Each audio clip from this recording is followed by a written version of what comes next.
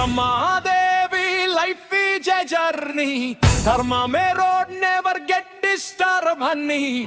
Circles vachina steady ga nilabadi. Rama wipe on you know we never go down baby.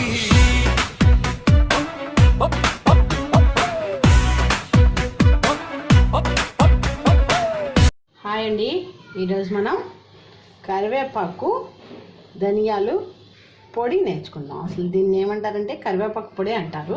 అందుకోసం కరివేపాకు పొడి నేర్చుకుందాం, ఓకేనా. ఇది ఇడ్లీలోకి, దోశల పైన వేసిన, మళ్ళీ అన్నంలోకి కూడా చాలా బాగుంటుంది. వేడివేడి అన్నంలో నెయ్యి వేసుకుని ఈ పొడి వేసుకుని కలుపుకు తింటే స్టార్టింగ్ ముద్ద సూపర్ అన్నమాట. మూకుడు పెట్టుకున్నాను, స్టవ్ వెలిగించాను. ఇప్పుడు దీన్ని వేడెక్కనిచ్చి కొంచెం ఎక్కువ నూనె పట్టదు, కొంచెం నూనె వేయాలి. ఇప్పుడు కొంచెం నూనె వేసుకుందాం. కొంచెం పడుతుంది, చాలు, అదే ఎక్కువ, ఓకేనా. ఇప్పుడు దీంట్లో కొంచెం శనగపప్పు,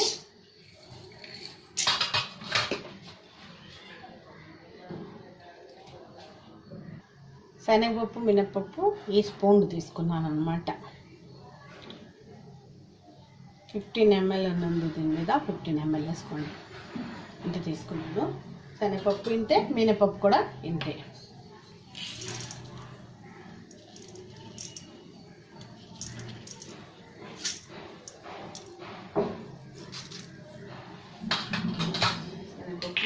తీసుకున్నాం కదా, కొంచెం మరి ఎక్కువ ఆవాలు ఉండకూడదు. కొంచెం క్వాంటిటీ ఆవాలు, కొంచెం జీలకర్ర, చాలా తక్కువ, అవి 2 వేసి కొంచెం ఎర్రగా వేయించుకున్నాం. ఇవి ఫస్ట్ ఎందుకు వేస్తామంటే మరి ఇవి అన్నిట్లను కలిసి ఎక్కువ వేగవు కాబట్టి ఇవి ఫస్ట్ వేసుకొని వేయించుకున్నాం అన్నమాట. తర్వాత ధనియాలు వేసుకున్నాం, కొంచెం వేగనిద్దాం. ఎరుపు రంగు వచ్చేదాకా కొంచెం వేయిస్తే బాగుంటుంది. ఇప్పుడు చూడండి, వేగబడింది. కొంచెం వేగిపోతే ఎర్రగా అప్పుడు ధనియాలు కూడా వేసేసుకున్నాం. అది ఒక్కొక్కటి వేసుకున్నాం కదా. ఇప్పుడు దానికన్నా కొంచెం పెద్ద స్పూన్స్ దీంట్లో ధనియాలు వేసుకున్నాం అన్నమాట. ఎర్రగా వేగిపోయి ఇప్పుడు ధనియాలు వేసుకున్నాం, ఓకేనా. ఇది కూడా కొంచెం వేగించాం.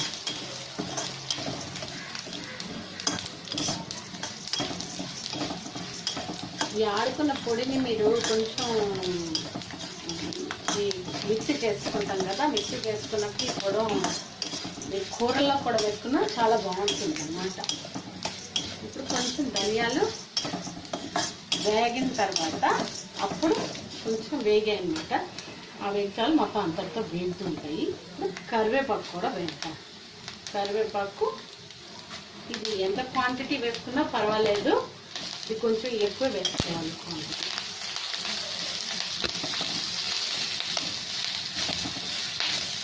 దీన్ని ఇలా వేగనిస్తాం. కొంచెం కరివేపాకు కూడా బాగా వేగిపోయిన తర్వాత అప్పుడు కొన్ని కారంగా ఉన్నాయి. నేను ఎప్పుడు చెప్పేలాగే ఎండుమిరపకాయల్లో కారం, ఒక ఎండుమిరపకాయల్లో కారం ఎక్కువ ఉంటుంది, ఒక ఎండుమిరపకాయల్లో కారం తక్కువ ఉంటుంది. అలాంటివి చూసుకునే వాళ్ళు వాళ్ళ మిరపకాయలని బట్టి మనం ఈ క్వాంటిటీ వేసుకుంటూ ఉంటాం అన్నమాట. మరి నా వంట కారంగా వెళ్ళే కొంచెం కారం ఉంటాయి, అందుకోసం నాకు సరిపడా నేను వేసుకున్నాను. ఇది కూడా అన్నీ వేగనిద్దాం కొంచెం సేపు. కరివేపాకు కూడా తడి అన్నీ లేకుండా పోయి వేగుతుంది అన్నమాట. అలా కాసేపు వేగనిద్దాం. కొంచెం అప్పుడప్పుడు వేయించుకుంటూ ఉండాలి. ఆ కరివేపాకు అన్నది బాగా వేగిపోయినట్టు తెలిసిపోతుంది మనకి. మిరపకాయలు కరివేపాకు అన్నీ వేగుతున్నట్టు తెలుసుకుని, అదే మరీ అంత గట్టిగా కాకుండా మరీ అంత మెత్తగా కాకుండా ఉంటుందన్నమాట వేగినట్టుగా. అలాంటప్పుడు అప్పుడు ఆపేసుకోవాలి. దీంట్లోనే కొంచెం మరి ఇప్పుడు చింతపండు, ఉప్పు కూడా వేయాలి కదా. చింతపండు కూడా వేసుకుందాం. పిక్కలు లేని చింతపండుని నిమ్మకాయ ఇంత సైజు తీసుకోండి. పిక్కలు లేకుండా ఉండాలి.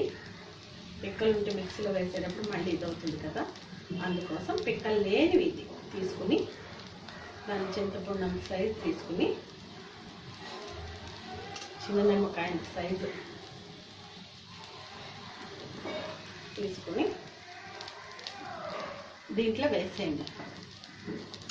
ఒకటి దీంట్లో వేసేద్దాం విప్పేసి. ఓకేనా? అది కూడా వేగిపోయి ఏమవుతుందంటే మిక్సీలో వేసేటప్పుడు తొందరగా మిక్స్ అయిపోతుంది. మనం ఇంక చింతపండు పడేస్తలేదు కూడా, చింతపండు ఉడికి తీసేసి మిగతా పడేస్తాం కదా. ఇలా పొడుల్లో అయితే అది కూడా ఉండదు, అలాగా సైడ్ పట్టదు కాబట్టి ఇలా వేస్తాం అన్నమాట. ఇలా వేస్తే కూడా ఏమీ అవ్వదు. నేను చేస్తాను కదా, ఏమి అవ్వదు. ఇలా చేసి చూడండి. ఇప్పుడు ఉప్పు కూడా నేను రాళ్ళ ఉప్పే వాడతాను ఇలాంటి వాటికి. దాన్ని కూడా క్వాంటిటీ చూసుకుని ఉప్పు వేసేసుకోండి.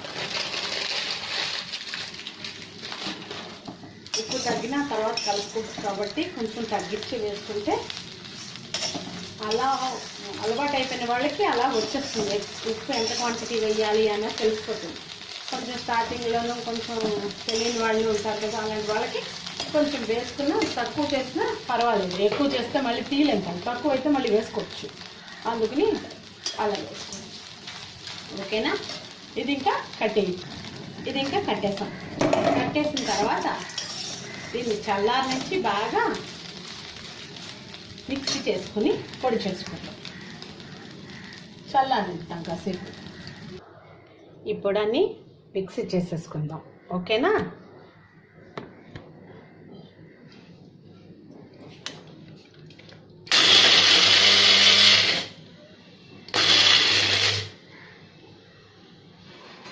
మిక్సీ చేసి తర్వాత చూపిస్తాను. చూసారా, ఇలా మెత్తగా పొడి అయిపోయింది అన్నమాట. కనబడుతుందో మీకు? ఇప్పుడు ఒక బౌల్లో తీసేసుకుందాం ఇదంతా. అప్పుడు పొడి బాగా క్లియర్గా కనబడుతుంది మీకు. ఇది బౌల్లో తీసేసాను. ఇది మొత్తం ఇలా కలిపేసుకుని బాగా చెంచాతోనైనా చేతితోనైనా కలిపేసుకుని ఒక బాక్స్లోకో గాజు సీసాలోకో దేంట్లోకో మీ ఇష్టం పెట్టేసుకుని మీరు రోజు అన్నంలో వేసుకు తింటే చాలా మంచిది. ఈ వీడియో కనుక మీకు నచ్చినట్టయితే లైక్ చేయండి, షేర్ చేయండి, కమెంట్ చేయండి, సబ్స్క్రైబ్ చేసుకోవడం మాత్రం మర్చిపోకండి. Thank you for watching. Bye.